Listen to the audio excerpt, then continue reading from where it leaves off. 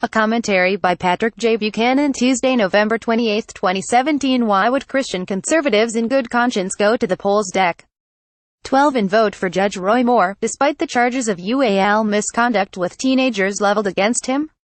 Answer: that Alabama Senate race could determine whether Roe v. Wade is overturned. The lives of millions of unborn may be the stakes. Republicans now hold 52 Senate seats. If Democrats pick up the Alabama seat, they need only 2 more to recapture the Senate, and with it the power to kill any conservative court nominee, as they killed Robert Bork. Today, the GOP, holding Congress and the White House, has a narrow path to capture the third branch, the Supreme Court, and to dominate the federal courts for a decade. For this historic opportunity, the party can thank 2 senators, one retired, the other still sitting. The first is former Democratic Majority Leader Harry Reid of Nevada. In 2013, Harry exercised the nuclear option, abolishing the filibuster for President Obama's judicial nominees. The Senate no longer needed 60 votes to confirm judges. 51 Senate votes could cut off debate and confirm. Iowa's Chuck Grassley warned Harry against stripping the minority of its filibuster power. Such a move may come back to bite you, he told Harry. Grassley is now Judiciary Committee chairman. And this year a GOP Senate voted to use the nuclear option to shut down a filibuster of Supreme Court nominee Neil Gorsuch, who was then confirmed with 55 votes. Yet the Democratic minority still had one card to play to block President Trump's nominees: the blue slip courtesy. If a senator from the state where a federal judicial nominee resides asks for a hold on proceedings, by not returning a blue slip, the Judiciary Committee has traditionally honored that request and not held hearings. Sen. Al Franken of Minnesota used the blue slip to block the Trump nomination of David Strass of Minnesota to the 8th U.S. Circuit Court of Appeals. Franken calls Strass too ideological, too conservative. But Grassley has now decided to reject the blue slip courtesy for appellate court judges, since their jurisdiction is not just over a single state like Minnesota, but over an entire region.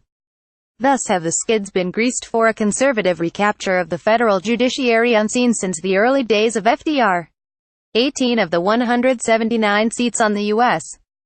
appellate courts and 119 of the 677 seats on federal district courts are already open. More will be opening up. No president in decades has seen the opportunity Trump has to remake the federal judiciary. Not only are the federal court vacancies almost unprecedented, a GOP Senate and Trump are working in harness to fill them before January 2019, when a new Congress is sworn in. If Republicans blow this opportunity, it is unlikely to come again. For the Supreme Court has seemed within Republican grasp before, only to have it slip away because of presidential errors. Nixon had 4 nominees to the Supreme Court confirmed, and Gerald Ford saw his nominee, John Paul Stevens, unanimously confirmed. But of those 5 justices confirmed from 1969 to 1976, Stevens and Harry Blackmun joined the liberal bloc, and Chief Justice Warren Burger and Lewis Powell voted for Roe v. Wade. Of Reagan's 3 Supreme Court nominees confirmed, Sandra Day O'Connor and Anthony Kennedy cast crucial votes in 54 decisions to defeat the strict constructionists led by Antonin Scalia. George H.W. Bush named Clarence Thomas to the court, but only after he had elevated David Souter, who also joined the liberal bloc. Hence, both Trump, by whom he nominates, and a Republican Senate, with its power to confirm with 51 votes, are indispensable if we are to end judicial dictatorship in America. And 2018 is the crucial year. While Democrats, with 25 Senate seats at risk, would seem to be facing more certain losses than the GOP, with on a third as many seats at stake, history teaches that the first off-year election of Trump could prove a disaster. Consider, though Ike ended the Korean War in his first year, he lost both houses of Congress in his second. Reagan enacted one of the great tax cuts in history in his first year, and then lost 26 seats in the House in his second. Bill Clinton lost control of both the House and Senate in his first off-year election.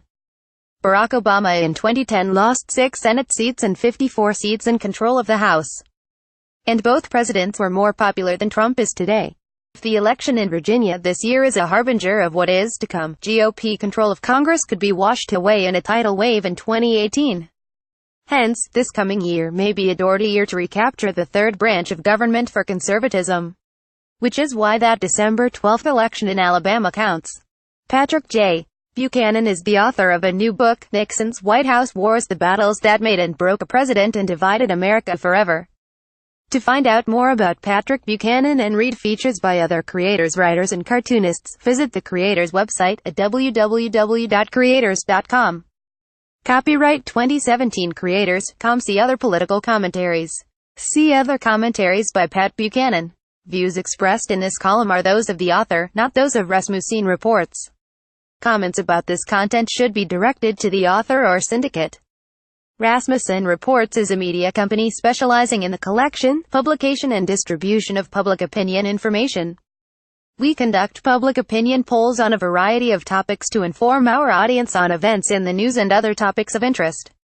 To ensure editorial control and independence, we pay for the polls ourselves and generate revenue through the sale of subscriptions, sponsorships, and advertising. Nightly polling on politics, business, and lifestyle topics provides the content to update the Rasmussen Reports website many times each day.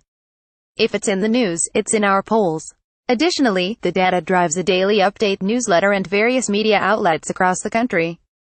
Some information, including the Rasmussen Reports daily presidential tracking poll and commentaries, are available for free to the general public. Subscriptions are available for $4.95 a month or $34.95 a year that provide subscribers with exclusive access to more than 20 stories per week on upcoming elections, consumer confidence, and issues that affect us all.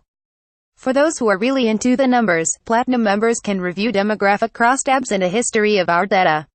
To learn more about our methodology, click here.